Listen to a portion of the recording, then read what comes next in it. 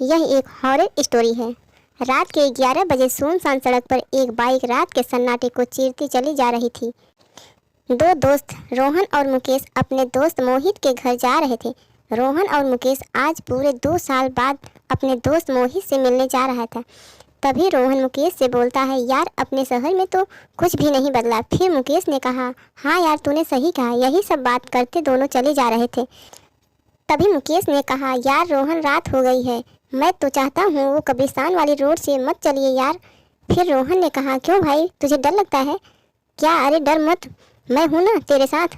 फिर रोहन की बात सुनकर मुकेश बोलता है, ना यार डर की बात नहीं है, तुझे तो पता है कि वो कब्रिस्तान कितना श्रापित है। रोहन निडर लड़का था, इसलिए मुकेश की बात सुनकर रोहन बोलता है, अरे भाई तू कैसी बात कर रहा है, मैं तो उसी रास्ते से ही जाऊँगा, उस रास्ते से टाइम कम लगेगा। मुकेश जानता था रोहन बहुत जिद्दी है, वो नहीं मानेगा, इसलिए मुकेश कुछ नहीं बोलता और फिर उसके बाद रोहन उस रास्ते से ही अपनी बाइक ले जाने लगता है। ये दोनों कुछ ही आगे गए थे तभी इनकी बाइक झटके देने लगी। तभी मुकेश कहता है, अरे यार क्या कर रहा है, सही से चला भाई। फिर रोहन बोलता है, अरे भाई मैं तो सही से चला रहा हूँ, पर पता नहीं इस बाइक में क्या हो गया है। रोहन ने इतना ही कहा था कि बाइक झटके देते देते थोड़ा आगे जाकर बंद हो गई। बाइक बंद होते ही रोहन बोलता है, अरे यार बाइक कैसे बंद हो गई? फिर मुकेश कहता है, अरे यार बंद हो गई तो क्या हुआ, फिर से स्टार्ट कर। मुकेश के इतना बोलते ही रोहन बाइक फिर से स्टार्ट करने की कोशिश करने लगता है। बाइक स्टार्ट नहीं होती। तभी मुकेश ने एक ऐसी चीज़ देख लेता है जिसे देखकर मुकेश बस उसे ही देखे जा रहा था। मुकेश को देखकर साफ पता चल रहा था कि मुकेश ने जो चीज़ देखी है उसे देखकर मुकेश बहुत डर चुका है। तभी रोहन की नज़र मुकेश पर पड़ी तो उसे ऐसे डरे हुए देखकर रोहन बोलता है, अरे अब तुझे क्या हो गया? पर मुकेश कुछ नहीं बोलता, बस अपनी उंगली से इशारा करते हुए दिखाता है। जिस तरफ मुकेश की उंगली थी उस ही दिशा में रोहन जैसे ही देखता है तो उसे दिखता है कि उनकी बाइक और कहीं नहीं बल्कि उसी ही कब्रिस्तान के गेट के आगे खराब हुई थी। पर रोहन एक निडर लड़का था, इसलिए वे मुकेश से बोलता है, अरे भाई तू डर क्यों रहा है? बाइक इतने समय से घर में ही खड़ी थी, इसलिए बाइक बंद हो गई। और यार तू अब बाइक से नीचे उतर, पहले कोई मैकेनिक देखते हैं। रोहन ने इतना ही कहा था। तभी मुकेश बोलता है, यार वो देख मैकेनिक की दुकान।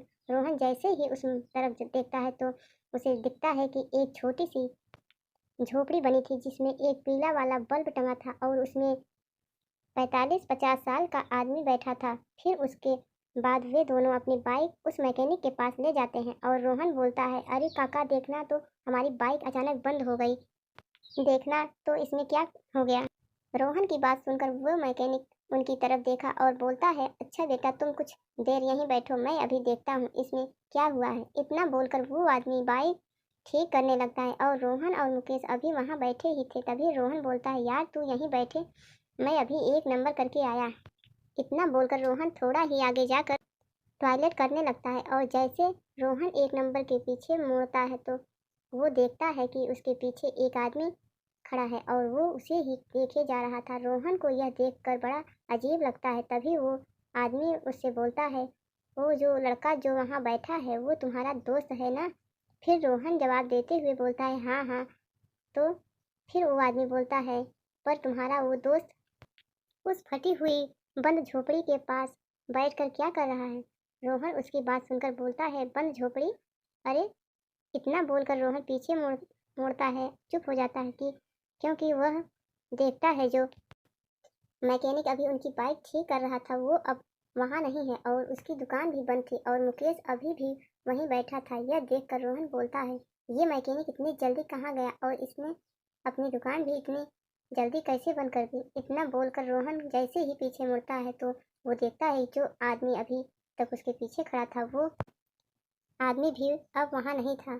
उस आदमी को वहाँ न देखकर रोहन बड़ी ही हैरानी से बोलता है, अरे यार आदमी कहाँ गया? अभी तो यहीं था। रोहन वैसे भी तो कभी डरता नहीं था, पर आज जो कुछ उसने अभी देखा वो उसे देखकर वो भी डरने लगा था। फिर उसके बाद रोहन बिना टाइम गंवाए मुकेश के जाता है और बोलता है, भाई उठ, जल्दी उठ और अभी यहाँ से चल। फिर मुकेश बोलता है, पर क्यों भाई, गाड़ी तो अभी ठीक होने ही वाली है। मुकेश के इतना बोलने के तुरंत बाद एक आवाज़ और आती है, अरे क्या हुआ बेटा? अपनी बाइक बस ठीक होने वाली है। ये और किसी की आवाज़ नहीं बल्कि उसी मैकेनिक की आवाज़ थी। रोहन जैसे ही अपना सर ऊपर करके देखता है तो उसे दिखता है वो मैकेनिक वहाँ खड़ा था और उसकी दुकान भी खुली थी। रोहन यही सोच रहा था कि ये कैसे हो सकता है, अभी तो यहाँ कोई नहीं था, यह सब क्या हो गया। यही सब रोहन सोच ही रहा था, तभी मुकेश बोलता है, अरे तुझे क्या हुआ, तू बोलेगा भी कुछ। पर रोहन यही सोच रहा था मुकेश को कैसे बताऊं कि उसके पीछे 10 मिनट में उसके साथ क्या हुआ है। पर थोड़ा सोचने के बाद रोहन बोलता है, मुकेश तू मेरे साथ 1 मिनट के लिए थोड़ा इधर आ। इतना बोलकर रोहन मुकेश को थोड़ा थोड़ा साइड में ले जाता है और बोलता है, यार मुकेश ये जो मैकेनिक है यह मुझे लगता है कि यह भूत है। मुकेश रोहन की बात सुनकर हंसने लगता है और हंसते हंसते ही कहता है, माना मैं भूत से डरता, पर इतना भी नहीं कि तू जो कुछ भी बोले मैं उसको मान लूँ।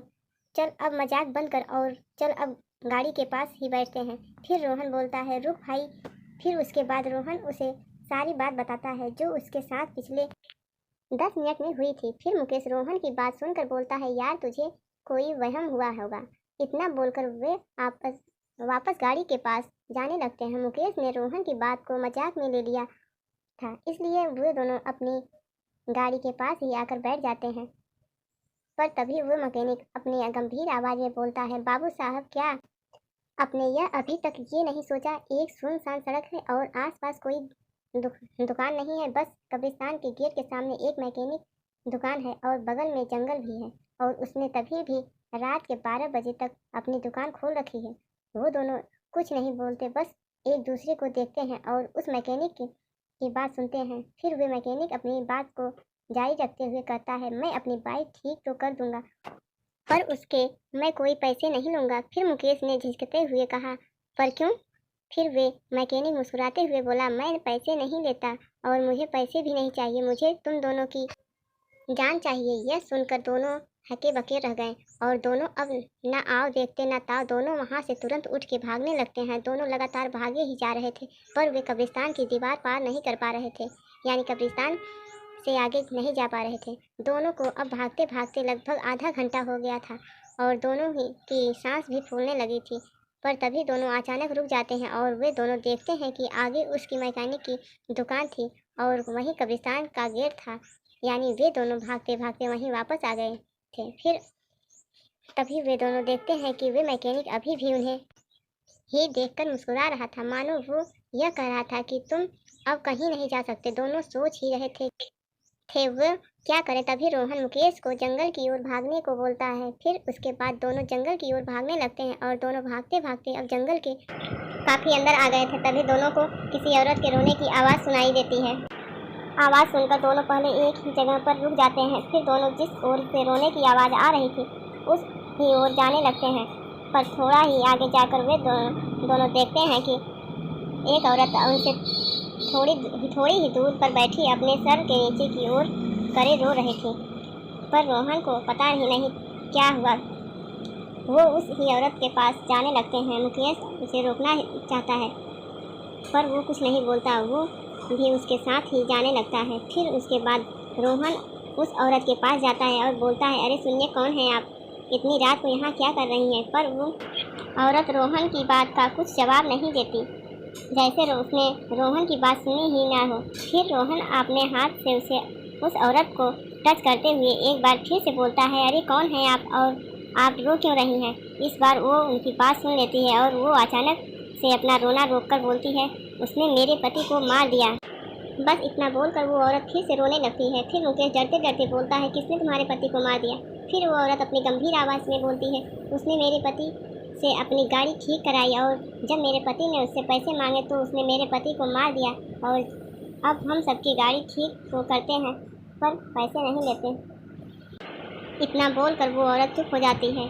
पर यह सुनकर उन दोनों के होश उड़ जाते हैं और तभी वो औरत अचानक से अपना सर ऊपर करती है और उन दोनों की तरफ जैसे ही देखती है और वो दोनों उस औरत का चेहरा देखते तो उनका दिल अपनी दुगनी रफ्तार से धड़कने लगता है, क्योंकि उस औरत का चेहरा पूरा सफ़ेद पड़ा हुआ था, जैसे उसके शरीर में खून एक बूंद भी न हो। फिर वो औरत इन दोनों की तरफ देखती है और बोलती है, अब तुम में हमसे अपनी बाइक ठीक कराई है। अब तुम्हें मरना होगा क्योंकि तुम भी पैसे नहीं देते और मेरे पति को मार देते। दोनों जैसे यह सुनते हैं तो उनके अंदर डर की एक लहर सी चलने लगी, इसलिए तुरंत अपना हाथ जोड़ते हैं और विनती के सुर में बोलते हैं, हमें जाने दो, हम तो पैसे देने ही वाले थे, हमें जाने दो। तभी उनके पीछे से एक आवाज़ आती है, बाइक ठीक हो गई बाबू साहब। आवाज़ सुनकर दोनों जैसे ही अपने पीछे देखते हैं तो वो मैकेनिक उनके पीछे ही खड़ा था और वे मैकेनिक फिर बोलता है, अपनी आपकी बाइक ठीक हो गई। उसके इतना बोलने के बाद रोहन और मुकेश रोते हुए बोलते हैं, हमें जाने दो, हमने कुछ नहीं करा, हमें जाने दो। पर उनकी बात सुनकर वो मैकेनिक बोलता है, कुछ करने के लिए तुम बचोगे कब। इतना बोलकर वो उनके पास आने लगते हैं और वो जितना पास जा रहे थे वो मैकेनिक उतना ही भयंकर होते जा रहा था, यानी उसका चेहरा सफ़ेद हो गया था और उसकी एक आंख से खून आने लगा था। और तभी उस औरत के रोने की आवाज़ भी बढ़ने लगी है। उसकी आवाज़ इतनी तेज़ हो रही थी कि अब रोहन और मुकेश के कान में चुभ रही थी और देखते ही देखते रोहन और मुकेश के कान से खून आने लगा था। फिर उसके बाद मैकेनिक भी उनके एकदम पास आ गया जाता है, पर वो दोनों कुछ नहीं कर पा रहे थे। उन दोनों को ऐसा लग रहा था जैसे उनके ऊपर लाखों चींटियाँ छोड़ दी हो और वो सब चींटियाँ एक साथ उन्हें काट रही हो। वो दोनों कुछ कर पाते उससे पहले ही उस मैकेनिक ने रोहन की दोनों आंखें निकाल ली थी। रोहन ने दर्द से तड़प तड़प कर वहीं मुकेश के सामने ही अपना दम तोड़ दिया पर मुकेश कुछ नहीं कर पा रहा था। और तभी वो मैकेनिक उसकी ही तरफ देखने लगा और देखते ही देखते मैकेनिक ने मुकेश की भी आंखें निकाल ली और मुकेश ने भी यही तड़प तड़प कर अपना दम तोड़ दिया।